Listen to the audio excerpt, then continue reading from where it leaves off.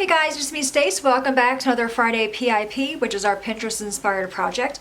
And today we were making this adorable gift box. Isn't that fun and super easy to make? Alright, so the first thing you will need is a piece of cardstock for the base of the box.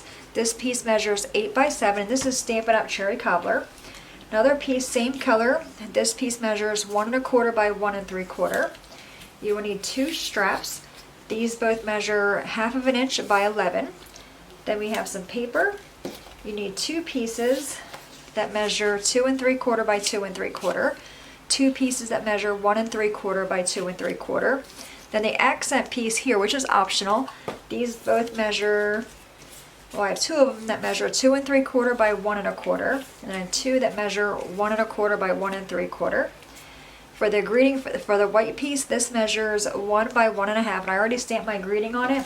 And I used May Stamp Set Teddy Bear Lane. I used the Merry Christmas, and I did use my Mini Misty tool to line that up to make sure I was on there straight.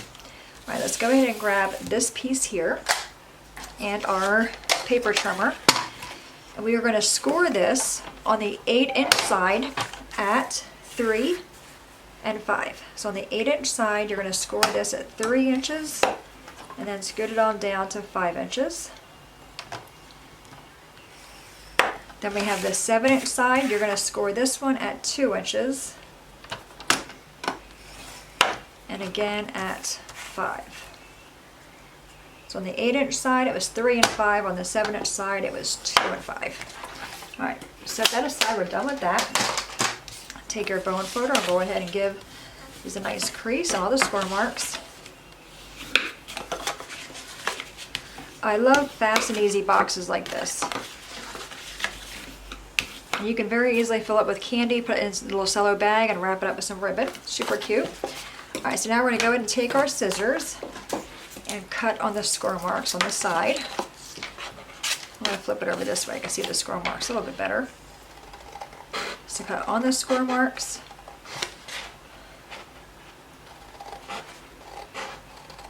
And then we're going to cut in on an angle on both.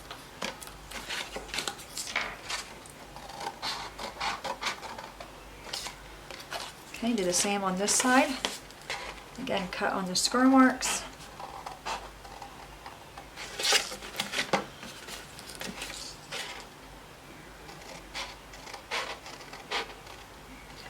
And cut on an angle a little bit. On this side as well. Okay. Alright, we can set all that aside. So now we have our box. Now I'm going to go ahead and assemble mine because my paper is directional, and I did one earlier. You can see I have my paper upside down. So I do recommend assembling the box first. Alright, so if you have directional paper. Alright, so I'm going to take my glue. I'm using Art Glitter Glue. I get it from MayMayMadeIt.com. I'm putting glue on the 2 flaps. And you want to go close to the folded edge on these. And just bring one side over, lining up the bottom. And do the other side. Okay, and then we're going to put glue on these guys.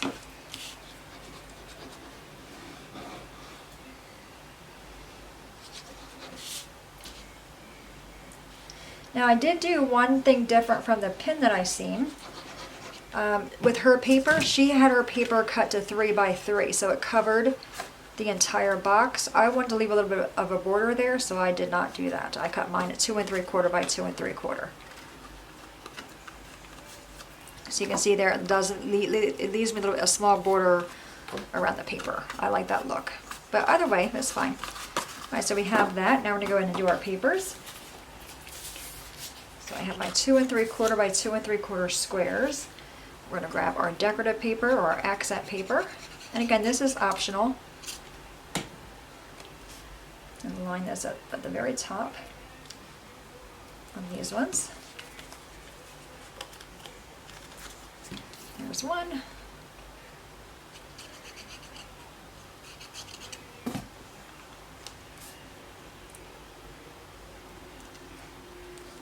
There's 2.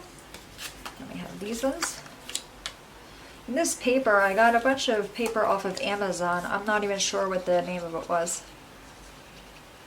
But it was like a few pieces that were Christmas, Valentine's Day, Halloween, Easter. It's like a holiday pack, I think. All right. One more to go. And then we're going to go ahead and glue these on our box. All right. And this is a nice paper. It's like a cardstock paper.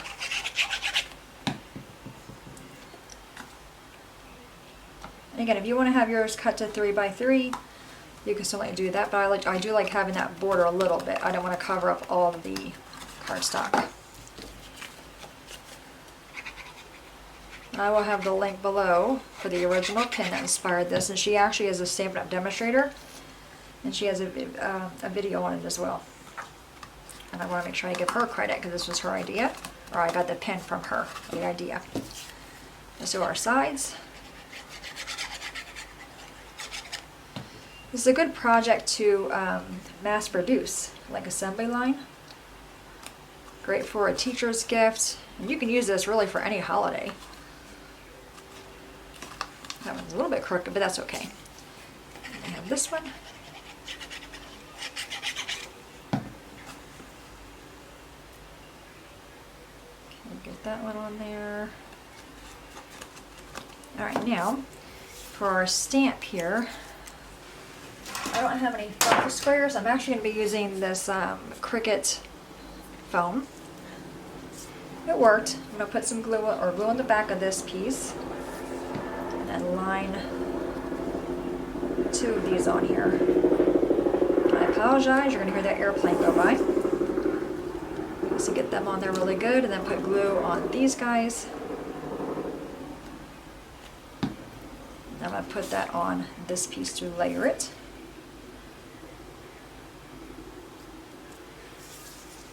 You just give that a squish. Gonna let it grab a little bit, set that aside. All right, now we have our straps. Now she did say to mark it 3 inches in on each end. You can see, hopefully you can see their little pin dot. And we're gonna put some glue just on that part. Okay, now we're gonna bring this over and put it on our box. Just kind of eyeball where you want it to go. I have it maybe going a little bit more than 1/4 of an inch in, and you want to let that sit there for a minute because you're going to curve this around. And it's going to want to come undone. So let this glue kind of grab really good. I can see my paper is coming undone here. I'm going to shove some more glue in there just to help me hold that down. There we go. All right, now I'm going to flip it over, and you can see there my 3-inch mark.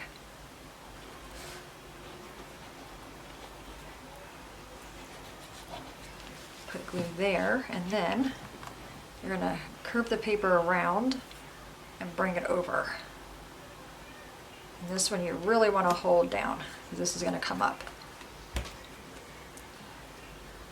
This is a good box to make to test your patience on how long you can hold this. Alright, so I think we're going to be good there. Alright, let's do the other side. Again, just mark it 3 inches in on one end. And then try to somewhat eyeball it from the other handle.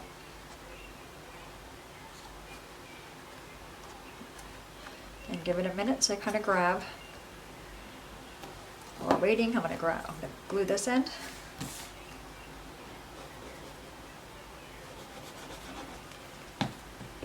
Okay, and then bring this over and twist it and hold. Twist and hold. And that quickly our box is done. Isn't that super cute? I really do like this box a lot. I can definitely see me making this for a few different occasions. I think it's just a great for a just because gift. You can put a few little candy bars in there. Since it's 3 by 3, it can hold like 2 3/4 by 2 3/4 inch note cards. You want to do that? All right, so I think we're good on our glue. Now I'm going to take our greeting. Put some glue on the back of this one, and I did put this on mine on an angle. I believe she used a round piece, but I did it on an angle just to be a little bit different. I'm gonna kind of grab that and just squish it down there. And that quickly, our box is done. Isn't that adorable? I mean, come on, this is super cute. All right, guys, any questions at all, please let me know. As always, thanks so much for watching. Have a great day, and I'll see you guys next time. Bye-bye.